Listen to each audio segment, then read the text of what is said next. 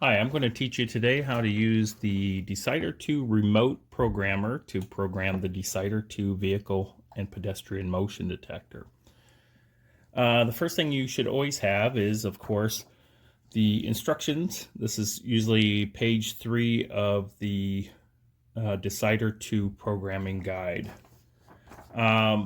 Next, you'll want to make sure that you have good batteries inside there. You'll want to double check by turning on the programmer at the top to the on position. Press the start button, press and hold, and if it lights up, then that means you got some good batteries in there. All right, before we go programming, there's a couple things you need to know. First of all, always make sure that you're landed on the red and the black for power. The brown is very similar to the black, and you can short out your power supply if you land to red and brown. Second is you must always power down the Decider2 when you're going to do programming. If the unit's been on for more than 30 minutes, power it down. If you've exited programming using the programmer, you need to power it down. So both times, it's just a good idea, power it down, make sure that you're programming. All right, so let's do that. Right now I'm going to switch off my power. Right now I do have power on. I'm going to turn it off, and I'm going to turn back on power. And I'll get that flash here to let me know the power is starting up. I'm going to go ahead and turn on my remote, and I'm going to press the start button and hold it. And you're going to see that the start button is illuminated, and it's even though it's kind of flashing in the camera, it's actually on solid. So this tells me now that I've made a connection with the remote. If this is flashing, a slow flash, second on, second off type of flash, that means it's not connected with the motion detector. Okay, so now I'm going to just do a simple change. I'm going to use my key code here, and I'm going to look at F4, and I just want to know, hey, what's the current setting for F4? So I'm just going to press on here F4, and it's going to tell me that the current setting is set for 1. Okay, if I wanted to change that at this time to 2, I would just go F4 2. And now you can see that the 2 is illuminated. Now let me just double check that again, make sure that that setting stuck, F4. And it is 2.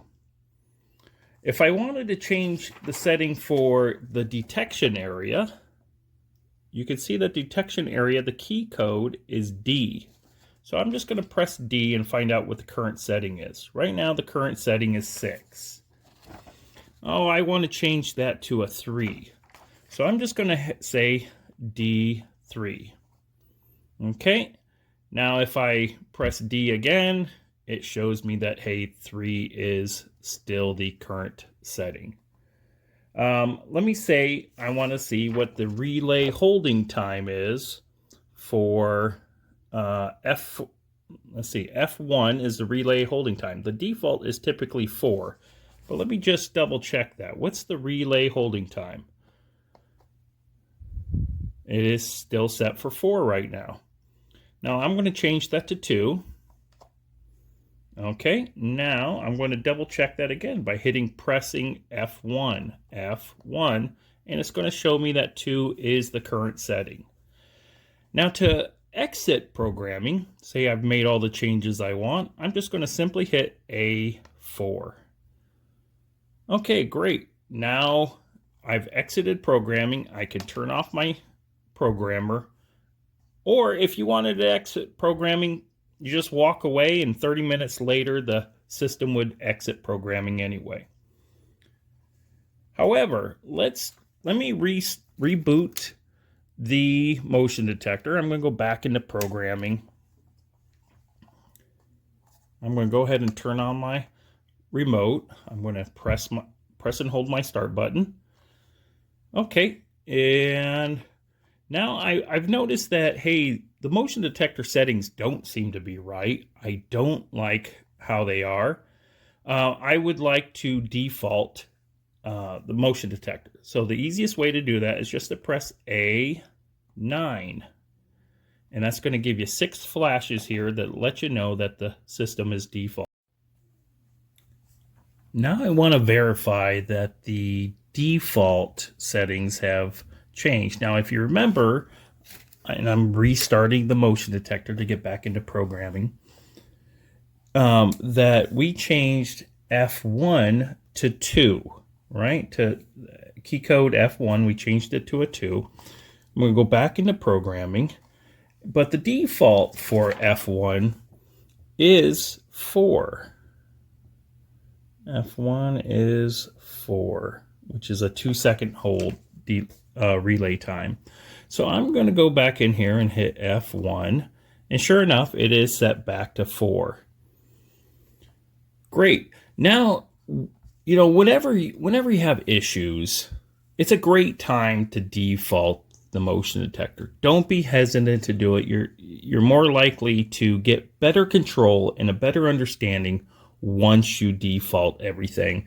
And then you have an easy chart just to follow saying, hey, here's my current settings.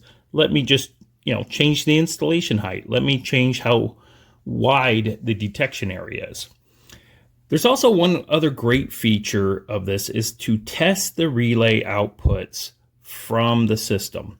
And how did you do that is you're just going to press A1, and that's going to, I'm going to test the pedestrian detection output.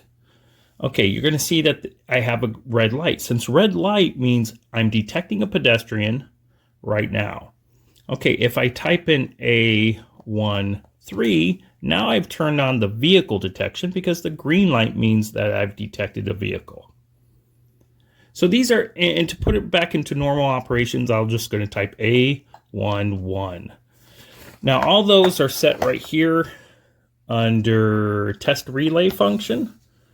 And always make sure you put it back into A11 when you're done testing.